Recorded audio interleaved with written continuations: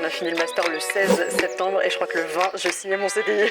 Il y a des promotions très féminines, d'autres beaucoup plus masculines et d'autres qui sont totalement équilibrées. Donc chacun trouve sa place.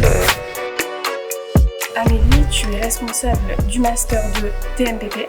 Est-ce que tu peux parler un petit peu de la formation? Cette formation va fêter ses 20 ans. Elle a pour objectif de former des cadres de l'industrie pharmaceutique qui vont exercer des postes à responsabilité sur des sites de production de médicaments. Je donne un exemple concret de projet de recherche ou d'études de cas sur lesquels les étudiants travaillent pendant leur formation. Et je vais parler d'un projet qui prend toute l'année sur un équipement pharmaceutique. Donc l'étudiant doit décortiquer le fonctionnement de cet équipement, qualifier cette machine et faire une validation dite de nettoyage des médicaments qui seraient fabriqués sur cet équipement. L'aspect positif, c'est le fait que ça dure longtemps. On a le temps de s'approprier le sujet. On comprend que c'est un sujet assez lourd, donc c'est beaucoup d'interactions, de travail en binôme. On a cherché un petit peu chacun de notre côté des informations pour ensuite livrer le projet au mieux qu'on pouvait. Si tu devais donner un conseil pour réussir cette formation, lequel serait-il? D'avoir bien réfléchi à son projet professionnel en amont, avoir fait aussi des stages qui permettent de confirmer l'intérêt qu'on peut avoir pour le secteur de la production. Pour moi, c'est important de se connaître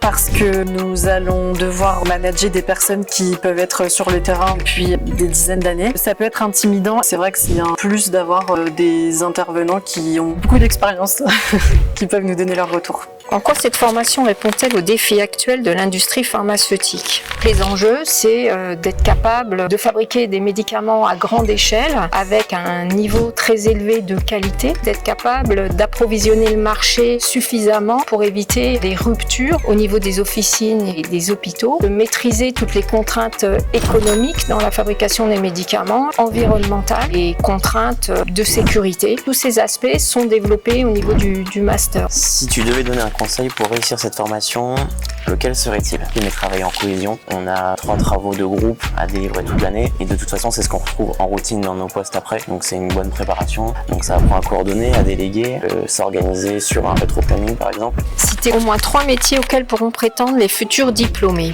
Adjoint de production, en fabrication ou au conditionnement, des postes d'encadrement, de management, des postes support, chargés d'amélioration continue. Aujourd'hui, je suis chargée d'amélioration continue. Quand je suis sortie d'études, j'ai eu un CDI et là, j'étais manager d'équipe de nuit. On a fini le master le 16 septembre et je crois que le 20, je signais mon CDI.